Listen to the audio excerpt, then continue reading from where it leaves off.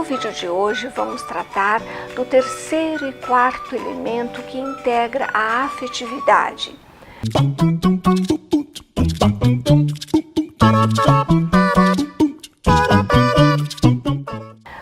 O terceiro elemento diz respeito à educação do corpo. Tá? Mas é a educação do corpo no sentido de educarmos, de aprimorarmos os nossos sentidos, a audição, a visão, o tato, o olhar, né? Educar o olhar e todos os sentidos. Então, e é importante começar desde pequeno com nossas crianças. Eu moro bastante próximo da linha férrea na minha casa e desde que meus netinhos eram pequenos, cada vez que o trem apitava, eu dizia, né, olha o trem, para eles ficarem sempre atentos, e até hoje eu digo, então, para observar, ficar atento aos sons. Pássaros cantando tem muito na minha casa, e eu sempre digo, olha, então isso é um exercício interessante, né? Observar a lua, né? Então educar o olhar, observar, por exemplo, a lua, o sol, alguma paisagem bonita, alguma árvore bonita.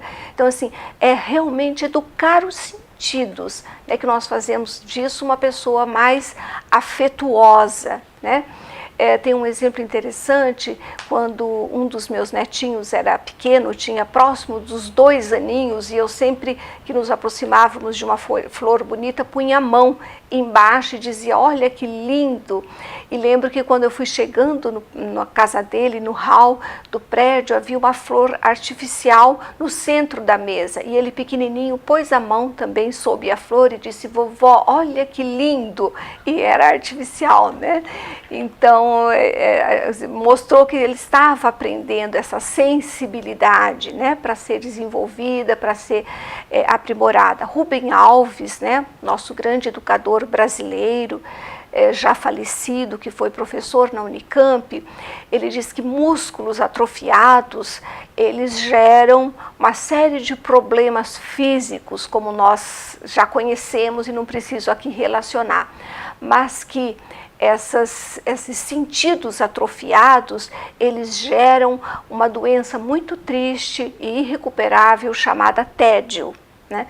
Então nós vemos por aí o chamamento dele, né, de Rubem Alves, para a educação mesmo do corpo e dos sentidos. O quarto e último ponto, então, da afetividade é a capacidade de maravilhar-se. Né?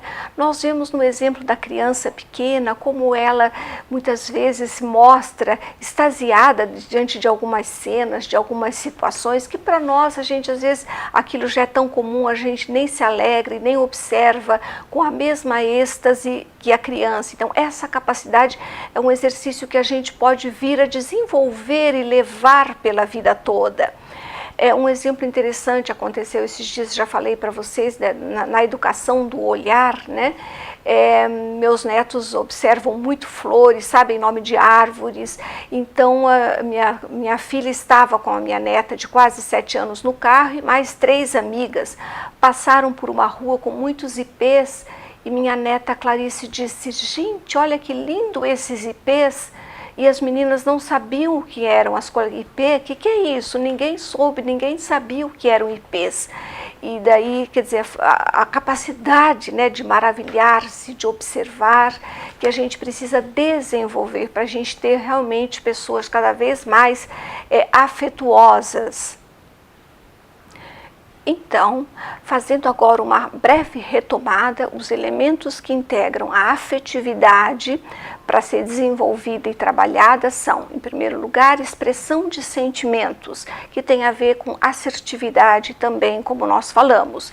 Em segundo lugar, a habilidade de tocar afetuosamente as pessoas, né? Tocar e sentir-se bem ao ser tocado. E o terceiro ponto é a educação dos sentidos, né? Do corpo, nos sentidos de olhos, ouvidos, né? E tato, etc. E o último ponto é a capacidade de maravilhar-se, maravilhar-se com as coisas belas, sejam pequenas ou grandes, as coisas sensíveis, e maravilhar-se, sentir-se bem diante de fatos ou cenas que provocam êxtase e alegria.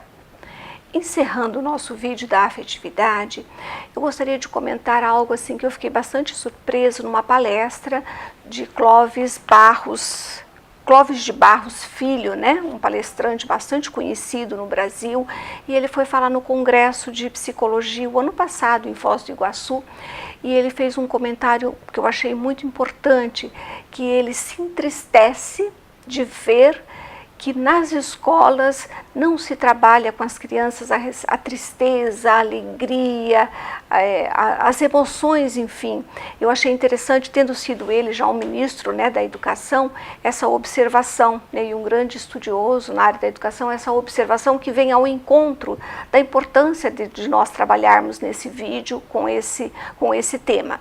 Olha, e vamos ficar bem atentos ao seguinte: a gente só consegue desenvolver a afetividade se juntos nós trabalharmos também o respeito às pessoas diferentes em todos os sentidos, seja de religião, de raça, de cor, nos quesitos de diversidade sexual, nível cultural diferente. Então, assim, se nós ensinarmos nossas crianças a respeitar o diferente, só assim nós vamos ter êxito na educação da afetividade, né?